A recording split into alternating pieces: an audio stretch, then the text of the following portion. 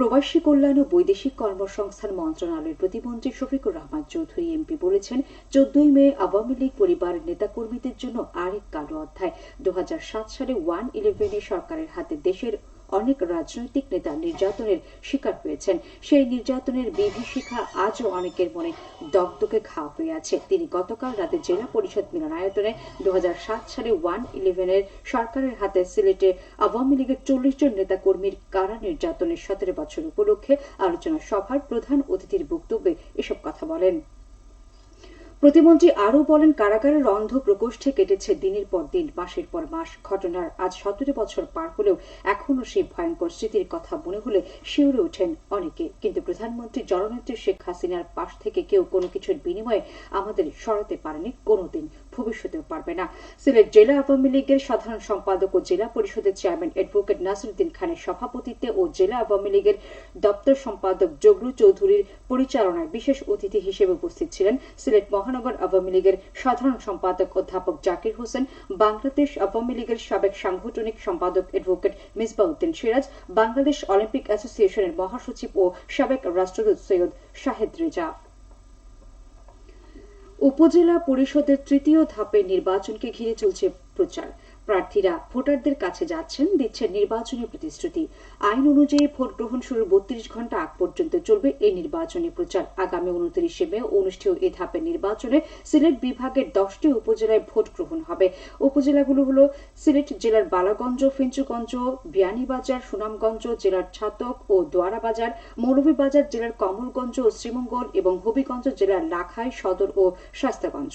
এদিকে আগামী 21 মে উপজেলা পরিষদের দ্বিতীয় ধাপের নির্বাচন অবাধ, সুষ্ঠু ও নিরপেক্ষভাবে সম্পন্ন করতে প্রিজাইডিং অফিসারদের প্রশিক্ষণ অনুষ্ঠিত হয়েছে গতকাল সিলেটের জৈন্তাপুর সরকারি উচ্চ বিদ্যালয়ে। উপজেলা প্রশাসন আয়োজিত এ প্রশিক্ষণে প্রধান অতিথি ছিলেন জেলা প্রশাসক শেখ রাসেল হাসান। প্রশিক্ষণে নির্বাচন সংশ্লিষ্ট কর্মকর্তা, প্রশাসন ও আইন শৃঙ্খলা রক্ষাকারী বাহিনীকে নিষ্ঠার সাথে কাজ করার আহ্বান জানানো হয়।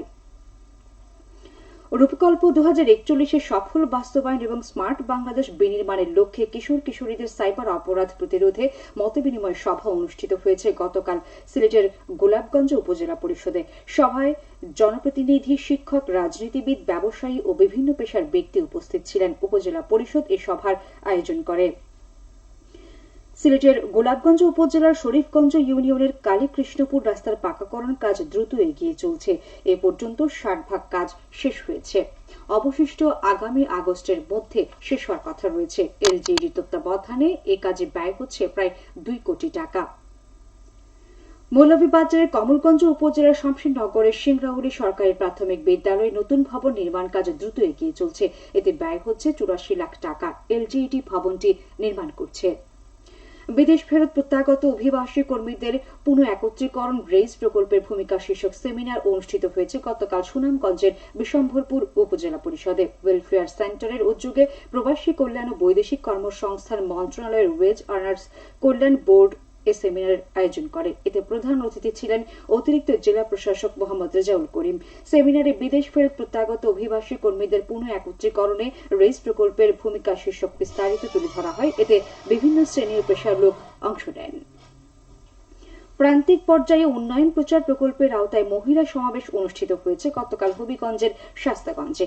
আশার আলো হাই স্কুল মাঠে আয়োজিত এ সমাবেশে প্রধানমন্ত্রীর বিশেষ 10টি উদ্যোগ সহ বিনিয়োগ, বিকাশ এবং পরিবেশ সুরক্ষা ও সার্বজনীন পেনশন স্কিম সম্পর্কে আলোচনা করা হয়। জেলা তথ্য অফিস এর আয়োজন করে। এবারে শুনুন কৃষি সংবাদ। প্রাকৃতিক উপায়ে শাকসবজি ও ফলমূলে পুষ্টির মান অক্ষুণ্ণ রাখতে করণীয় শীর্ষক দিনব্যাপী কর্মশালা অনুষ্ঠিত হয়েছে গতকাল মৌলভীবাজারে। জেলা কৃষি সম্প্রসারণ অধিদপ্তরের প্রশিক্ষণ কেন্দ্রে এর উদ্বোধন করেন সংসদ সদস্য জিলুর রহমান। কর্মশালায় ব্যবসায়ী, কৃষক, কৃষানী ও উদ্যোক্তারা অংশ নেন।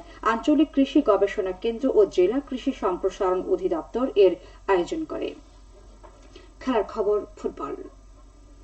সিলেটের ওসমানীনগর উপজেলার তাজপুর মঙ্গলচণ্ডী নিশিকান্ত সরকারি উচ্চ বিদ্যালয় মাঠে আয়োজিত টুর্নামেন্টের ফাইনালে উঠেছে সঞ্জনা ফুটবল একাডেমি।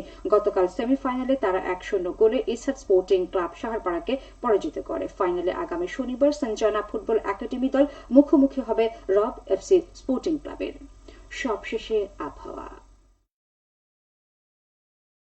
সিলেট সহ পার্শ্ববর্তী এলাকায় আজ কোনো সতর্কবাণী নেই এবং কোনো সংকেত দেখাতে হবে না। আজ সিলেটে সূর্যোদয় হয়েছে 5টা 8 এবং সূর্য অস্ত যাবে সন্ধ্যে 6টা 30। সংবাদ শেষ হলো। আমাদের পরবর্তী স্থানীয় সংবাদ প্রচারিত হবে দুপুর 1টা 5।